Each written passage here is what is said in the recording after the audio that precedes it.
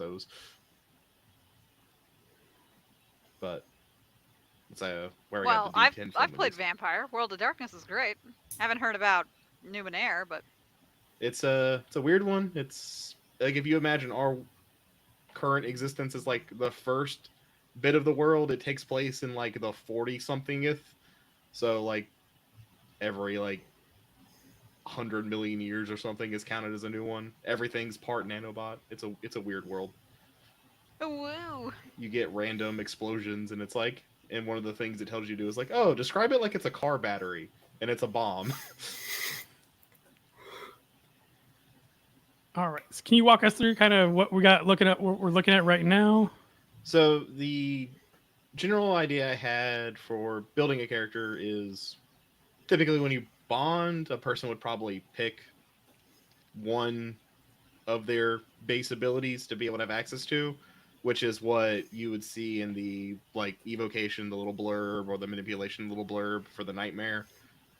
They would have that, and then whatever bits that get you experience you would use to like purchase extra abilities, and then the level of the ability would be whatever base cost of buying points in that ability would be multiplied by that level. So if it costs like 5, you want to buy a level 3 ability, it would cost 15 experience. And based on the tier of the Eldrin would be you'd get 2 times that tier that you could purchase in that whole ability skill tree. And then some indication. I would need to make some indication for like ones that are linked. Like for evocation, for example, the adding 4 to the AoE of it would need to be bought before the adding 8 to it. If that makes sense outside my head. You're doing a great job. Just keep going. I try. Thank you. Um, but the 2 hit part is what I have for the roll a d10, and if you can roll a 7 or higher on that one, you would affect them with it. Not really. You would need to get skills somewhere else to be able to make things more difficult for people. I wanted to try to balance that. The world seemed to be very. A lot of people have a lot of abilities, and they are really powerful. And if you can't really counter them, you don't really have a way to counter them. I wanted that to come across, um, in some way, shape, or form. But All right. with nightmares, um, sorry, that sentence left my brain. Um, but stuff in here like being able to exclude allies from your terrors, and the idea is some people may just not care about being able to exclude allies. Jevil. Wasn't that just on a recent episode on the YouTubes? Right, where you guys were going over book 4, and Jevil doesn't do that. Yeah, he just throws it to everyone in the street. Yeah. Which is a bold policy. Yeah, he's like, whatever. It's fine. Because Cover he's the a area. master Reaper Arcanist. He's a douchebag arcanist. Cool. They were lesser peasants. It's allowed. They're not real people unless they're arcanists. Come on now. He was barely a real people. Jevil was the main character in his own head. Imagine his whole life story. Just kind of there.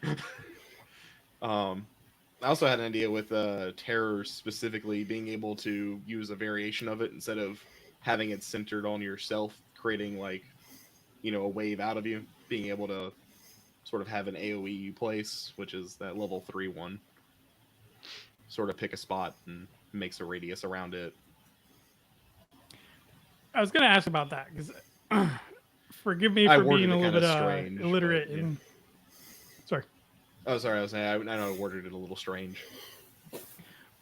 Well, I'm not the most familiar with as far as like tabletop gaming goes. I personally have never sat down for a tabletop game.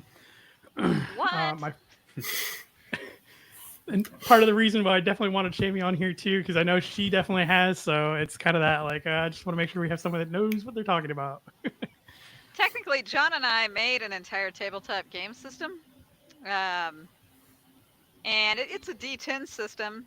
And the Nightmare Arcanist book is semi based off of it. So it's funny that people would be reverse engineering a game system based off of a game system that I wrote a book on. But I have an entire game system. It is complicated. It is not for, people that just want to sit down and make a goofy character and then do a little goofy things and then never think about it again. Because John and I really, really like tabletop games, and John is very, very, very, very skilled at making game systems because he's like in love with numbers. If he could have children with numbers, he would have children with numbers. You know what I'm saying? Like, that's how much he really likes numbers. And we've played it for years. In the game, in the actual tabletop, we just call them animals of pure magic, and they talk just like in the Arcanist books. You bond with them. Sometimes you have to do something for them, sometimes not. The trials of worth in the books were more formalized than how we have it on our tabletop game, because not everybody wants to. We don't want to grind the game to a halt for somebody to individually go through a trial of worth, if that makes any sense. Yeah. Like, that just slows down the game. So we didn't. On the actual game itself, most of the time what happens is that you have to get them somehow, usually through some adventure that everybody can participate in, and then you got them, and now you can bond with them. On the tabletop game that I did make, we had categories of animals of pure magic, and I used those categories in the Arcanist books. So there were animals, obviously. We called them shrubs, but they were any creature that was based off of a plant. We had puppets, which are any animal of pure magic that can bond to you physically. So the Nightmare is technically a puppet type in our tabletop game. It's the same with the Reaper. Reapers were also puppets. Anything that could bond with you, really. And then we had mythic creatures, which were weapons, like a sword or a gun or some bullshit like that. There were enigmas, which are more like pure energy and do pure energy things. I ended up adding an enigma to the Academy books. In the fourth book, Lucian's daughter is bonded to an enigma. So they're really rare in our tabletop game, like super rare to find an enigma. So I made it super rare in the Arcanist stuff. But this is what I'm talking about. All the Arcanist books are all based off my tabletop game, but they're made for a book as opposed to a tabletop gaming session. So I can show you guys our tabletop game, but it's not gonna super accurately reflect what the Arcanist books are. You know what I'm saying? Because my Arcanist books are already derivative. And in the Arcanist books, I did want everybody to have super special powers based on creatures, and I used a lot of real creatures from myth, like real world myth, that I don't usually use in my tabletop game, because in our tabletop game we make like the kookiest shit you ever did see. We don't have like a Garuda or Garuda himself from Hindu mythology in our tabletop game, because that's not as fun. But I really like Garuda, the myth around Garuda, so he got to be in the Arcanist books. I really like the myth about Midgard, the world serpent. You know what I'm saying? And I really like the myth of like the yin and yang forces of the world that correct balance. Those things are all fun to me. They're not fun in a tabletop game.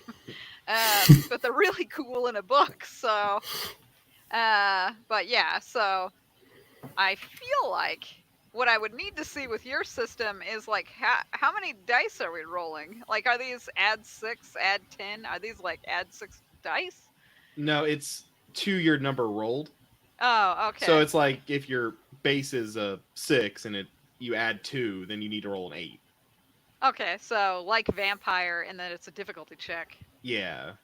Okay. More on that line. There are things I had for adding dice, but they were more specific. Like Gotcha. For action economy things, typically, your creature, your Eldrin, and your person would have different things. You'd have your different dice, but for action economy, the benefit of like a Nightmare or Reaper bonding, I had the idea of just you get 2 to try to be more successful at what you're doing. You have a higher chance of actually doing it, but you lose having an entire second turn, basically. Or some abilities like in the terrors, I have added dice on there somewhere, I believe, or on one of them. I could show you guys like one of the creatures from our games if you want. Yeah. I don't know if that's interesting or if anybody is like, whoa, that's what I definitely want to see. Is some bullshit from Shami's game. It'd be interesting. That's kind of like a circular thing of game went to book to make game. Yeah. But I can show you. I can put it in the doc if you want. Now this is just I searched my computer and just typed in Puppet. This is the first one that came up. So in our tabletop game, let me pull up your document. In our tabletop game, we do all sorts of time frames. So sometimes we play like a space game, like where we have magic in space. Or sometimes we play in like medieval periods, or sometimes we play on Earth because why the fuck not? You know what I'm saying? Like we just do whatever we want whenever we are having fun. So this creature I'm gonna put at the end of your doc. Please feel free to just delete. Oh no, I can't. I don't think I can edit this. I think everyone Okay. has just viewing. Oh. I can possibly add. Okay. Well, I can request editing. I can show yeah. you what we have, and then you can delete it. Again, you don't need to keep it. I don't care. So all the creatures in the game have their own stats. They have strength, dexterity, stamina, charisma, manipulation, appearance, perception, intelligence, wits. They all have different magic typings and creature typing. So in my game system, we have 12 types of magic. The type of creature, what rank it is. The creature ranks up the longer it's bonded to you, which is exactly how I do it in the book. That the longer that it's bonded to you, the more it gets older, the better it gets, supposedly. Yeah. I also had ways in the tabletop game to force it to evolve. And what I mean by evolve is just go up ranks, like the star shards. So in the books, star shards come from the skies. They're basically pure magic. In our tabletop game, you could get these types of shards and you could force feed them to your creatures and it would auto rank them up. Because again, we're playing a tabletop game. We don't got time to wait for this guy to just level up himself. There was also magical abilities you could learn as the mage, basically, that could speed up the growth process. So if you were a soul mage who was really, really good at magic, you can make it so that your creature grows 10 times as fast. So while everybody else's ages at a normal rate, yours ages like really, really quick until it hits maturity, and then it can be there. Is that where the Nexus Soul Mages came from? Yes, you got it. You've read my Nexus games? I love the Nexus games. They're amazing. So the Nexus games is more heavily based off of our actual tabletop game. Playing in the Nexus is like playing our tabletop games. Like with the Arbiter and all that other kind of stuff.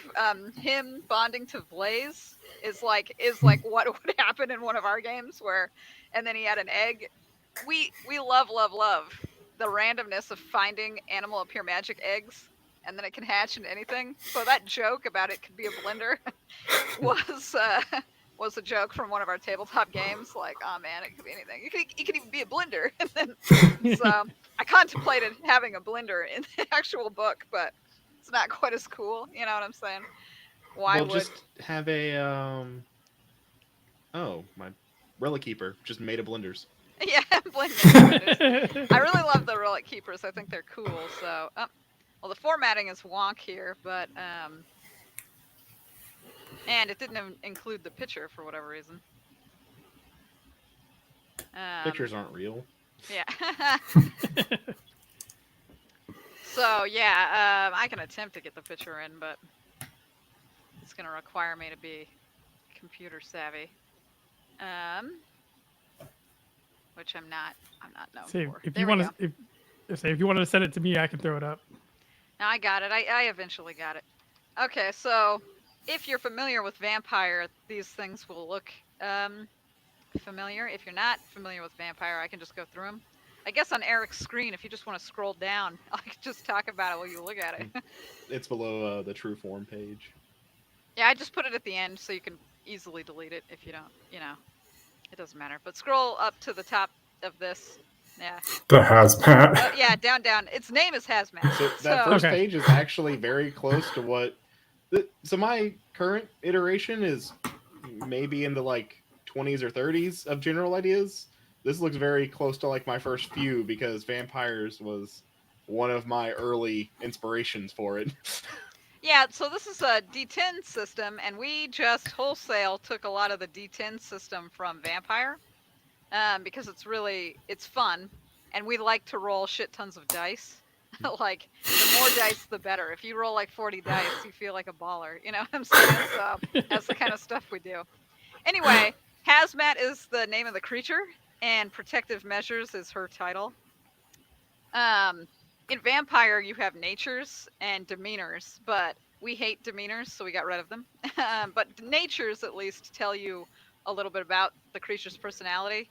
So the nature just says defender. In Vampire, you have to like role play this kind of thing, and you can get points up and down if you do it well.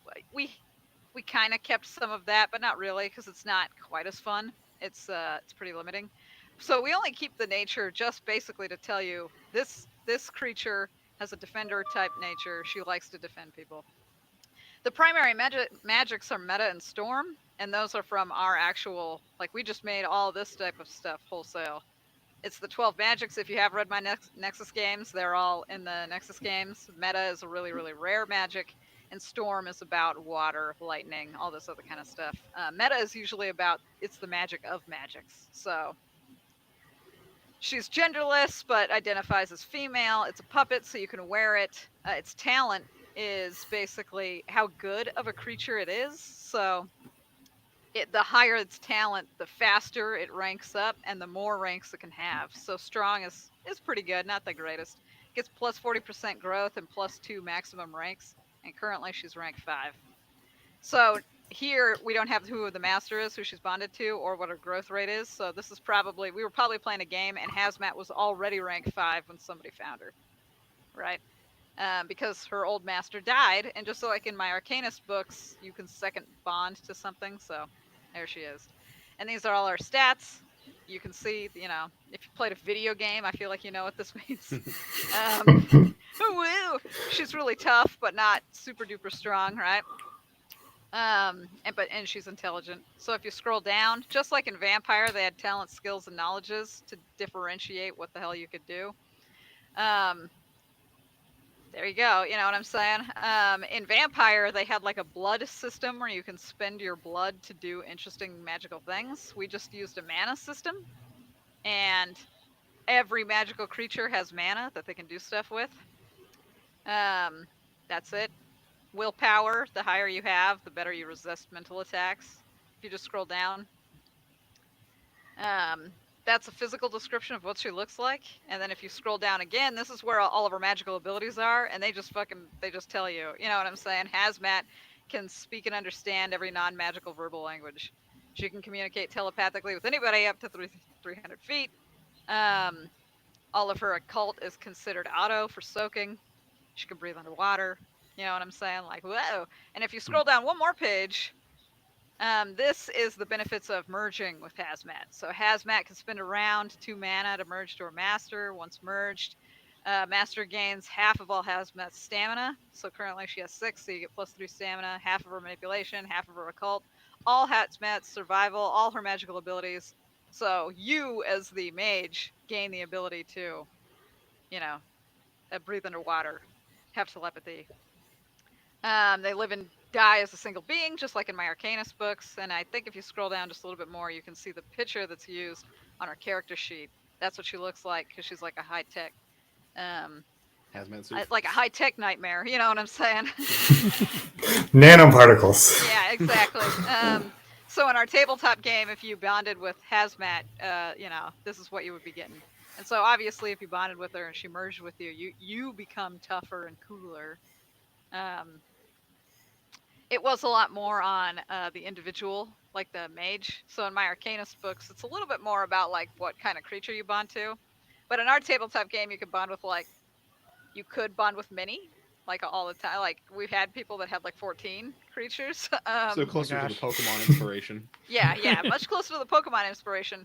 The Soul Mages had the ability to make their creatures grow faster, but the Wild Mages had abilities to bond with tons and tons of creatures.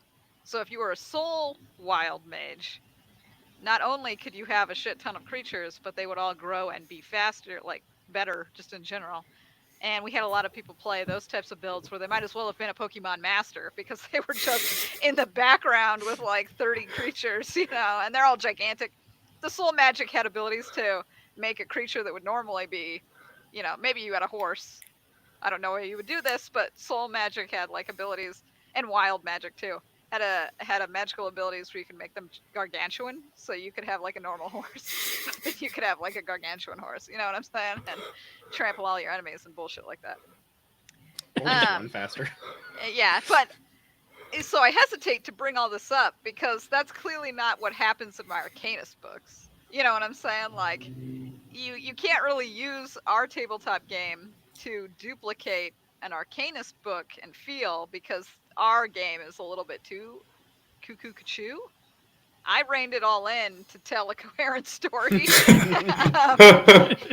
Because Couldn't let all the crazy out. Yeah, I got close to letting the crazy out in the Nexus games because the Nexus games is more what you would see in our tabletop games. It was like it's over the top, in terms of like there's giant dragons, there are mages all over the place trying to kill you. There's magical creatures. Maybe you're in a world that's like a horror show. You know what I'm saying? Like, but that was always fun for us. So. Yeah, so there you go. You guys have seen basically how the sausage is made. You know what I'm saying? Like that's what all this was based off of. So I can go ahead and delete it. I understand that Chad is making his game wholesale, and I like the level up system in Vampire. We got rid of that in our game, but in Vampire, everybody had disciplines, and you can level up your discipline, and I think that's what you're kind of doing to make the evocation, manipulation, and augmentation, right? A little bit closer. And give it more of a... Two people could have the same creature and go down different paths with it. Yeah. These were the first, like, I wanted to get at least, like, 3 per row. For what I thought they'd be in there, but I eventually will probably add more. Nice. But that way, everyone with a nightmare, they can do this. Like, no, if they don't care about, hurting their allies or not, they won't be able to prevent it. I did, even like 2 weeks ago, I was going to try to put passives in there, like the passive abilities. And I thought, I'll just give them their own little different section. And one of the things I read, one of the books I read that sort of gave me an idea for modifying it, if you ever read the Dungeon Lord series, their random like bulk experience for buying stuff. Well, is it the series that's literally called Dungeon Lord, or is it a Dungeon Lord? Oh, okay. Dungeon Lord. I haven't read the Dungeon Lord book, but I have read some Dungeon Lord books. He stopped writing it partway through. It's very sad. Oh, okay. Very good book. Very good. Stops at a very big cliffhanger. And then he grew bored and left. All right. Yeah.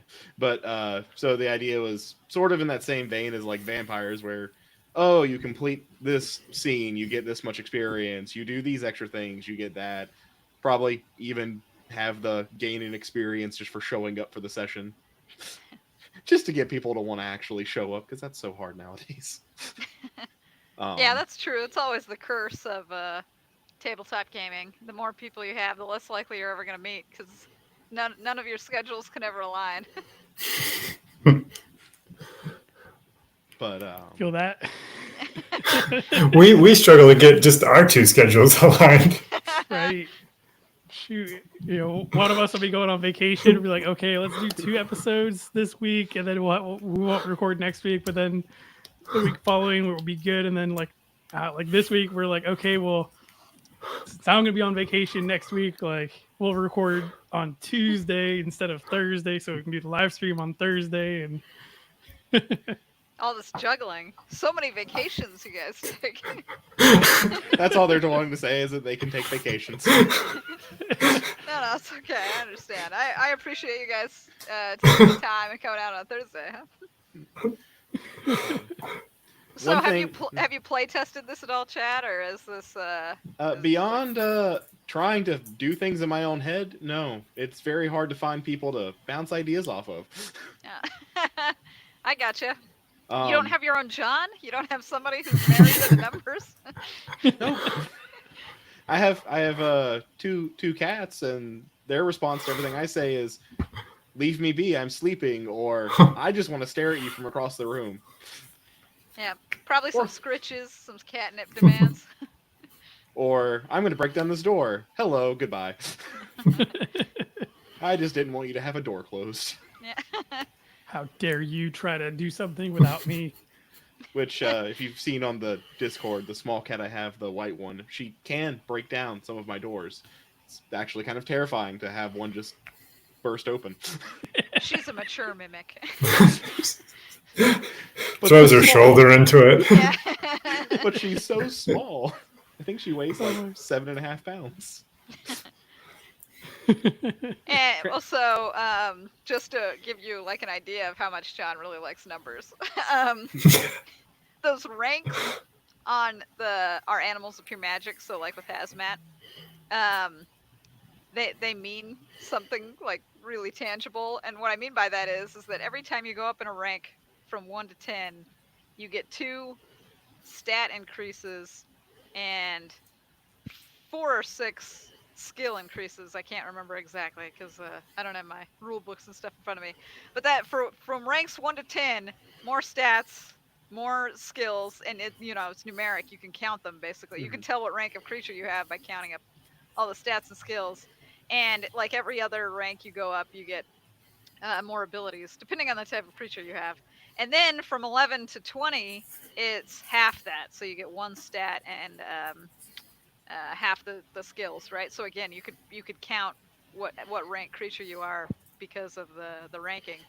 And John came up with like this entire system of how many points of growth you get per day, depending on how powerful a mage you are. So, you might need 10 points to go from rank 1 to 2. And if you're an E rank mage, you only give 1 point a day. But if you're an A rank mage, you give 100 points a day. You know what I'm saying? So technically your creature ranks up from rank 1 to 2, like 2 seconds after bonding to you if you're an A rank mage. That kind of thing. Like John really, really, really, really, I can't stress this enough, you guys. He likes numbers. Does he have a favorite number? John's? Do you have a favorite number?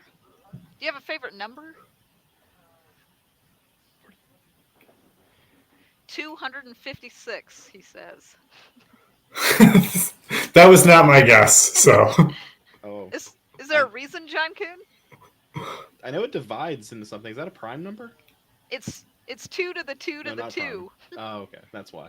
I remember there was something about that one. That number stuck out. Yeah.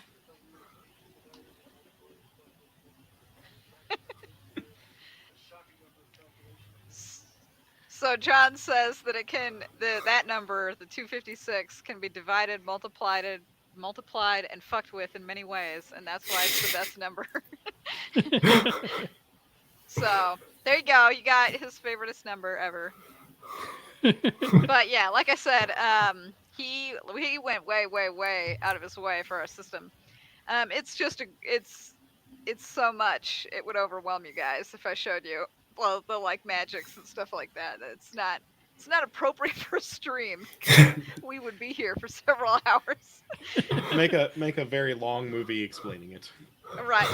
Well, what you would have to do is play tabletop with us over the course of many, many weeks. You know what I'm saying? To get to the Don't end want to of turn all this the into an papers and impromptu rules. tabletop gaming session. Yeah, that's what should happen. Is we should all play tabletop games together. You guys are free for the next 6 hours, right? I don't have to go to work till like 7 tomorrow. It's fine. Well, but we would need to. It would be more than a one shot, right? Because we have to play like your animal of pure magic can't grow large unless you live with it for a long period of time. Come on now. Magic. I'll Yeah, feed it extra food. It'll be fine. I can always like email you guys the player's guide or something. Chad, maybe it'll give you inspiration for some of the stuff that you want. More stuff is always good. Okay, yeah, Um, it's silly. One thing I was going to include in this was almost directly just taken from it, the boons and flaws of vampires. Yeah, boons and flaws are great. Yeah. They're fun. You can do some weird stuff in there, like just to help your character. The inspiration for things like that would be like have a permanent wound. You could be like Ilya and not be able to see out of one eye for very specific reasons. Really bad depth perception. But also gain like 2 or 3 points for buying stuff, and have some. I need to figure out the numbers for it, but have some kind of cap for how much you can actually get as a total. Maybe only be able to pick like a couple in each or something. But also stuff like if you pick a baseline of, like in Frith, most people have like a tier 3, but you're like, I just want like a tier 1. You'd get extra points for that too. To be able to spend on whatever boons. Yeah. No, that's fun. Yeah, we use merits and flaws system almost exactly like that. Everybody starts with like 10 points for merits, so you can pick stuff like, you're really good at being a soul mage. You can rank up easier. You don't need to spend much experience. And then we also have the flaws, like you're talking about, where you're missing an eye, or you're really, really bad at your magic, so you have to spend more experience to go up in it, like that kind of stuff. Some of the merits and flaws that we have are things like you can be bonded to an extra creature just as a baseline. So every mage in our game, you can bond with 1 creature, but you could take a merit to bond with like 2, right, out the door. And then if you became a wild mage, this is how we got people that had like 15 creatures, because they would take all the merits in the beginning so that they could bond with tons of creatures, and then they'd take up wild magic, and then they could bond with more creatures, and then they'd make themselves magical items, like the trinkets and artifacts type of thing in the Arcanist, to bond with even more creatures, and then they just walk around with a fucking zoo of fucking. I mean, if you like animals, why would you not like an entire like army or zoo that just follow you around? Yeah, well, also in our tabletop game, just like in the Nexus games, if you're bonded to a creature, they can always retreat into your shadow. Like that's a small pocket dimension for familiars, basically. Your Eldrin. And so what was really funny is the guy who had 14 dragons, and they were all like gigantic, and they could just come out of his shadow at any second. And we did have a lot of funny moments where we're like in a building, and then he would be like, I bring out my creature. And everyone's like, my God, the building, it's gone, it's smashed. The whole town is fucking destroyed. He busted out all of his gigantic creatures right here in the middle of nowhere. When the room isn't big enough, summon dragons. Yeah, it was it was funny. That was the surprise, the pocket dragons. You know what I'm saying? The like. Is that considered more or less surprising than pocket sand? No, pocket sand is fantastic. Pocket sand. But pocket dragon ruins the inn. When you have to send an entire message of, don't make me pull out my pocket dragon. And one guy who we were playing a game with is specialized in creatures that were the mythics. Like I said, they're like objects. So he had a crown that he wore all the time, but that was technically a magical creature that could talk to him and stuff like that. It was just a crown that sat on his head that gave him a bunch of points. And he also had like a pocket watch that was a creature, and he also had like he was wearing a ton of creatures just randomly willy-nilly on him. Also fantastic. That's great. I could only imagine like you'd have a choice or a decision you have to make, and you're like, hold on, I need to go find the perfect one to pick to help make this decision. Is it the crown? No. He has bad ideas. The bracelet? No, she just wants me to stab people. The knife? Oddly enough, not a fan of stabbing. So, John, or I'm sorry, Chad. Four letter names, all the same. Oh my lord. Now, do you have kind of like a starting sheet for your game yet? Not a proper one. No, not really. I was working on this one, looking at all the things, and sort of didn't make the actual sheet as I had a vision for it. But generally, the only thing that actual characters would have would be like HP and list of items and the number of wounds they have, because I was going to use HP and wounds, and that way you could have the bigger numbers with healing and make it actually feel good. But wounds are like permanent damage that you can't really heal from.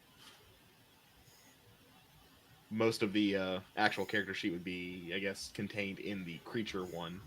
Whenever you get your creature, you'd be handed your like 2 or 3 sheets of paper on that.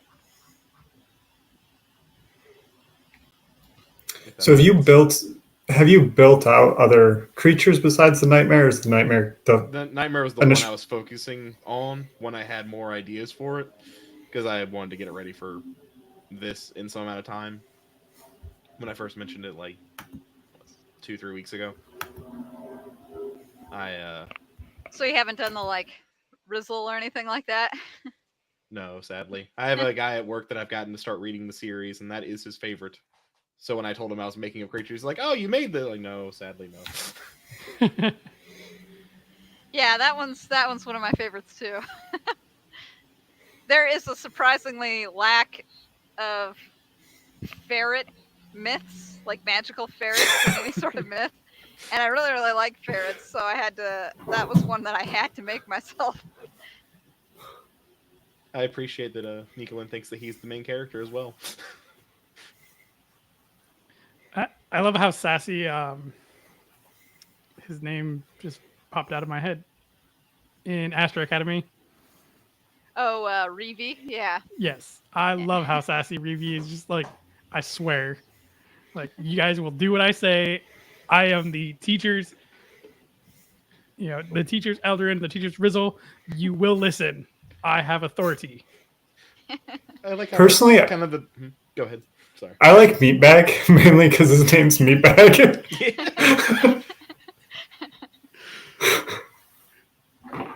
Yeah, he's great too. See, all the Rizzles are perfect in their own perfect little way. Such big personalities in a tiny little form of fluff. I'm sure Nicolin would be very disappointed that none of us said that he was the best one. I don't know if Nicolin's ego would be able to handle that blow.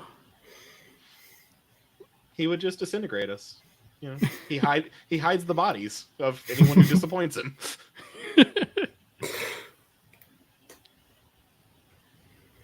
But, so with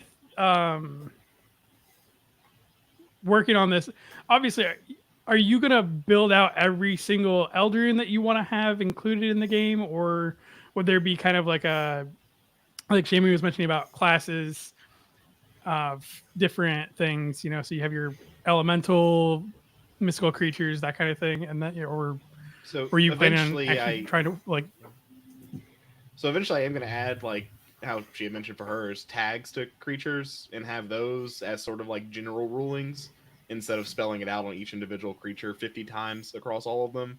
But I will eventually add out. I'd like to build every creature. One of the reasons I'm waiting for the bestiary. Have more exact definitions for a lot of them. Hey, I just got the shipping confirmation, so I saw that. It was they'll be at the warehouse July 25th, so everyone will start getting them soon afterwards. That'll be wonderful. And then from there, I mean, I can, based on the few you've shared, I can kind of guess at how to translate them into a game fairly well. And like even for like true forms, go for that one. It's sort of one I extrapolated, and I was probably going to stick with a Pokemon reference where you have to level them up 99 times to get their true form. They'd be like a level 100 at that point, but gain some like for golems, you have to feed them like 99 units of that metal or something over time. Or for the virtue type ones, some system of just giving people a certain number of points for very specific actions, and when they reach the right number, they get their true form. Excellent. Yeah.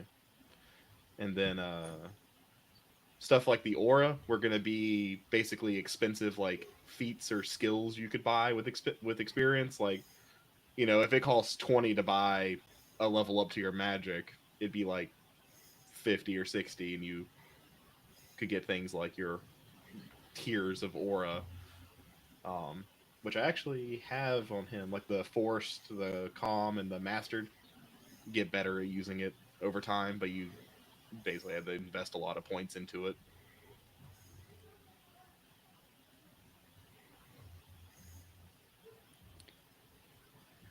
And then as far as like objects and magic, the imbuing, that kind of part of it, how just thoughts on it, not necessarily like trying to put you on wholly on the spot of. So that one would also be sort of like the aura. You have to get the skill, and intention is someone would be teaching you, and then you'd have a reason to spend points on it. But ultimately, you know, spend whatever specific amount of experience to learn the skill, and then you kind of like how the magics, you have the list of things. You would get a skill that is, oh, you can invest, you know, you can work with different materials, you can have like a better guaranteed success for using more star shards, stuff like that. Okay. And then So it's kind of like like weapons would work the same way. Like, oh, you learn how to use small swords. You can get like jumping attacks or parries and stuff like that.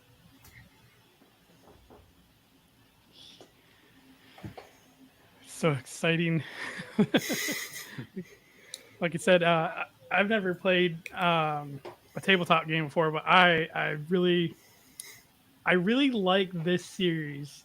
I'm not sure if you guys can tell or Yeah, not. do you? I've never mentioned that before. No, not at all. Not, definitely Could've not never mentioning it to guessed it, coworkers or trying to convince people into reading this. My family, that kind of thing. Hey, I appreciate you. I also really like the series. That's probably more important. I would think That is so. a benefit of it. Yeah. It has a ton of my favorite stuff in it. You know what I'm saying? Obviously, I'm a huge fan of things like Pokemon, Digimon, but I also really, really like just adventure fantasy. I really, really love the world, basically, like having really unique locations that all feel like fun and magical in and of themselves. I have a stupid history degree, so I have to use it somehow. I base a lot of the cities and the cultures off of really fun, interesting real world cultures. So, you guys, I'm sure you all remember the Chasm City, where the first typhoon beast had died, right? And there's like a Yeah. big gorge. That is based off of a real world city where they built two halves of the city across like a giant chasm. And I always thought that was really, I thought it was stupid, to be frank, because it feels like you're going to die. But I always at least thought it was very cool to look at. And it would be very interesting to live in a city over a gigantic pit. But, You would be a tourist, but not buy a house there. yeah, I would look at it, Instagram a couple pictures of me near the edge. You'd probably like there's one YouTuber I watch, and his favorite phrase is geography is everything. So he tries to turn everything into like a geography lesson. Oh, okay, yeah. I'm just saying, Frith Chronicles is definitely all of my things that I love just wrapped into a ball. Oh, there's Eric's son. Hello, Eric's son. Hello. Hey. He broke into the room. Yeah. Oh, look how cute he is. He's dang near breaking down the door trying to get in, say hi. Yeah, he's gonna conduct the interview from here on out. All right, kiddo, you go ahead and talk. We'll answer all questions. Right? Can he hear Yeah. us?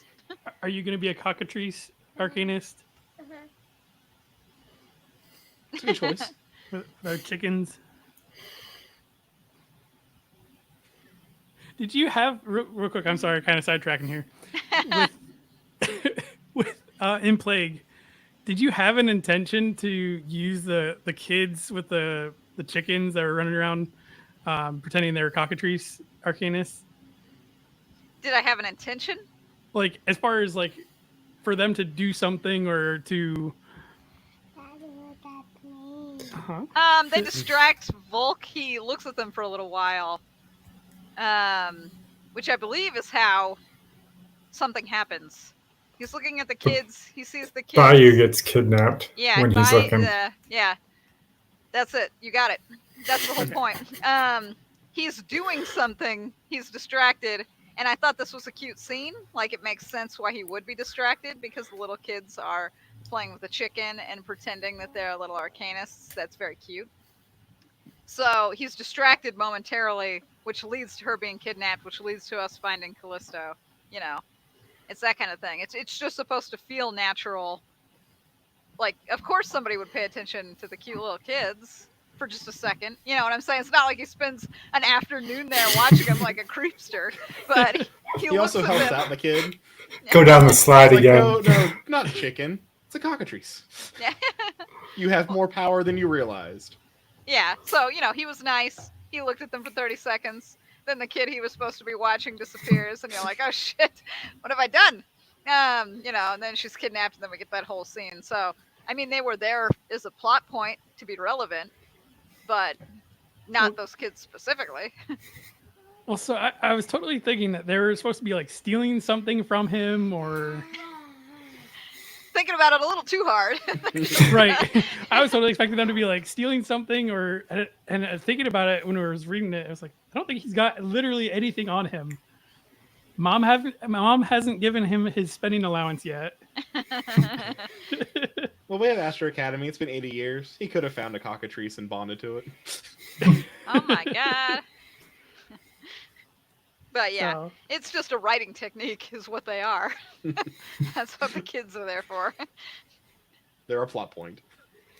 Well, they're barely even a plot point. They're just They're a they're distraction window point. dressing. ooh, look over here, and then crap. Yeah. And But I Scott, liked that we- scene. I thought it was cute. I feel like it's memorable for being, oh, that's cute. And then we moved on to the more serious situation. When I constantly tell myself whether I'm reading, listening to audiobooks or whatever, words mean things in books. Authors choose words for reasons.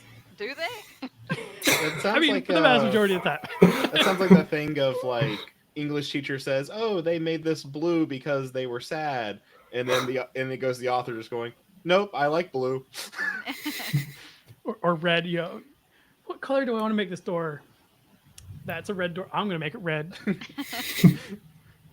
Most of the time, you know, I plotted out the books so that I knew what I was doing, or so I knew where I was going. But things like in the outline, it'll say things like, you know, Volk and Bu go to the marketplace, and Volk gets distracted, Bu is kidnapped, and then he goes to find Callisto. But that's what the outline would look like. The outline doesn't have any details, so it just says Volk is distracted. You know what I'm saying? And then I would write in there, here's a distracting scene, which is the kids with the chickens, right? Could have just that's easily cute. been like a crow flying in his face. I usually, if I say something like Volk is distracted, I usually use it to also showcase the character's personality, because not that I want to be condescending or a weirdo here. I read and I did a lot of writing workshops where they said that everything should pull double duty. Everything in your book should pull double duty. It should do two things at once. So while Volk is distracted, and that's the one thing that's happening, the second thing that happens is that we know more about Volk as a character, because Volk wasn't distracted by a sexy lady. He wasn't distracted by, you know, a bunch of guys goofing off. Volk is very wholesome at his core. He was distracted by a bunch of kids having fun, and he was nice to them. He didn't hate their presence or be like, kids, so annoying, fuck those guys. You know what I'm saying? Like, So what it does is it showcases Volk as a very nice and wholesome individual who liked that the kids were playing and that kind of thing. So that's all. I mean, it's like what, 2 paragraphs. It's not very long in the book, but he gets distracted. He obviously gets distracted by wholesome things, not weird things, and then he's got to go find BU, right? So that's why. That's it. All my outlines always have stuff like that, just bullet points like, remember this has got to happen, remember that's got to happen, and then in the moment I just think of it because I'm like, what would he get distracted by? Like. But yeah, I didn't think we were here to listen to me, talk about boring writing things. Sorry, I'm very ADD. I apologize. It's okay. It's always interesting to just pull back the covers a little bit and see what's really going on. I just assume everybody's going to think it's boring because, the magic is gone or whatever. It's fine. All right. So moving from go ahead, Chad. Oh no, go ahead. I am better at answering questions than I am spewing information out. So questions are better than rambling for me. So moving forward with your tabletop, kind of like where's your next step? I know you're talking about getting most things written down or at least typed out, so that way you have something to look back on, that kind of thing, right? A lot of it is, I think, the more creatures I specifically build, the more specific mechanics that I can put on paper. A lot of things because I don't have anyone to bounce it off of, usually it's just in my head, bouncing around throughout my day. It makes it easy. My job's physical, so my brain needs to be occupied somewhere else anyway. Do you listen to audiobooks? Yes, right now I'm actually going through the Frith series to help with this, but I think in the past year I've gone through like 150 books. Oh, woo! Jeez. Goodness. You get 8-10 hours a day. Listen, if I heard the book before, I listened to it at like 1.5 speed. Wow. That's First impressive. time I, go through it at normal speed, but it fills the day. Books don't last more than like 2 days half the time, but oh well. Hey, well, that's a great way to get a lot of reading in. So, whoa. There's the double duty. Well, I went through like the entire second season of Critical Role in like 3.5 months. Nice. When at work. Gotta fill in that space somewhere. Yeah. There's just not enough entertainment in the world, apparently. They keep making more books. It'll be fine. Yeah. But. Yep. All right.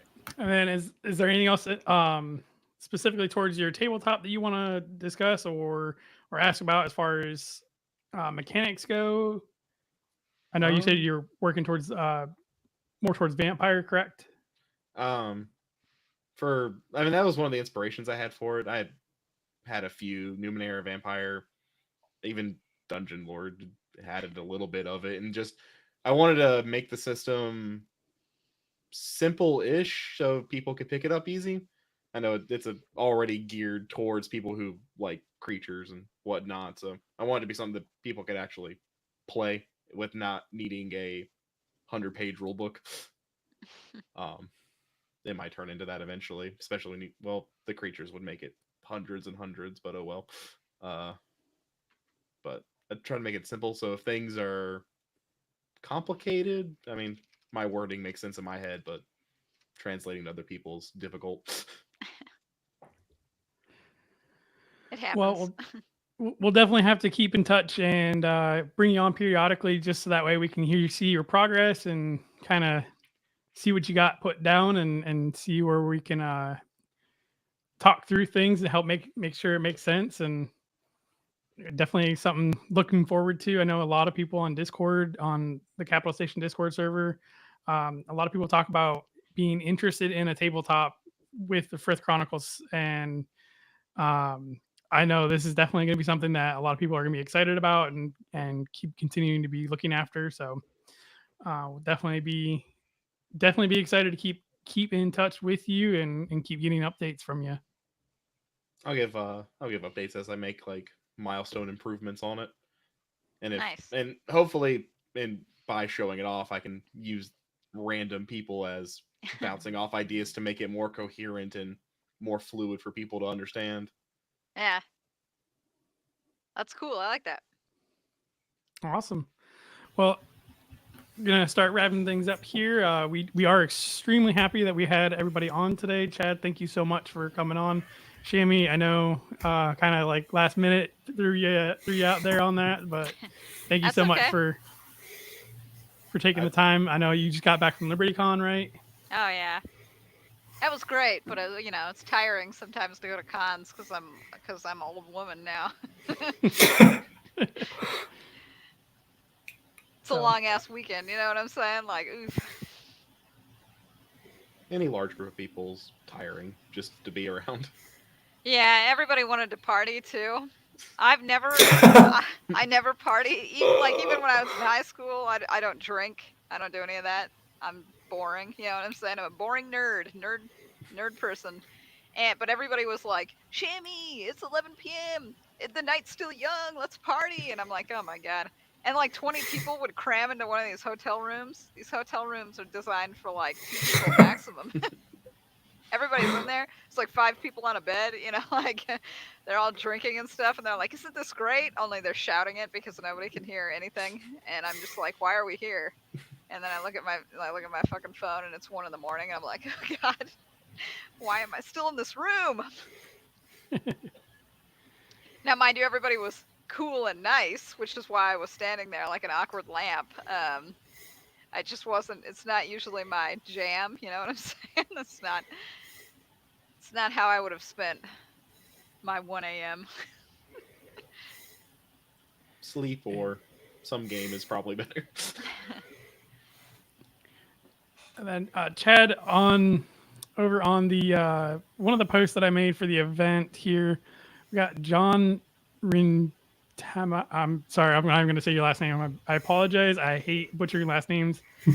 John, he did say that if you wanted to collaborate with him or get some feedback, he's more than willing to. He's also working on a Frith Guild tabletop RPG game using Vampire and Masquerade. So Similar baseline. what's that? I said similar baseline at least. That Yep. could work out. So he'd definitely be happy to combine with that and work on it together if you'd like. So that's over on the Discord. What's that? Is he on the Discord page? I will ask him that right now. Where is he making these comments? He's making this comment on Shami's Facebook page, the Capital Station Lounge, on my event. And I think it's the one from June 19th. I'm sorry that I'm horrible at advertising and sent out like a million of these. No, I saw it. I went onto Facebook and I saw it right now. There are people watching. You did a lot of success. So we've had a few people on here tonight. So Nice. I think the tube of you isn't working properly on my side to see like live comment, but been kind of keeping tabs on Discord and Facebook as well. So I could pull Excellent. up the YouTube. I didn't even think about that. Okay, well, So See if I we really can- appreciate you guys I setting this appreciate up. you showing up. It was a good opportunity. It's been nice. yep, thank you. Yeah, I'm really glad that I didn't have to do anything. You guys just ran it all, and I was also here. So Success. You weren't a moderator. yeah, and I also just got to participate. It was beautiful. So, well, we thank you again. We thank everybody for coming on. We want to thank everybody for listening and watching the podcast, the YouTube channel. We really do appreciate any kind of feedback, whether it's just thumbs up or comments on there. We're almost to 1,000 downloads overall with the podcast, which is absolutely phenomenal. And I do appreciate everybody for listening to the podcast, whether it's the podcast or the YouTube channel. So again, really love and appreciate that.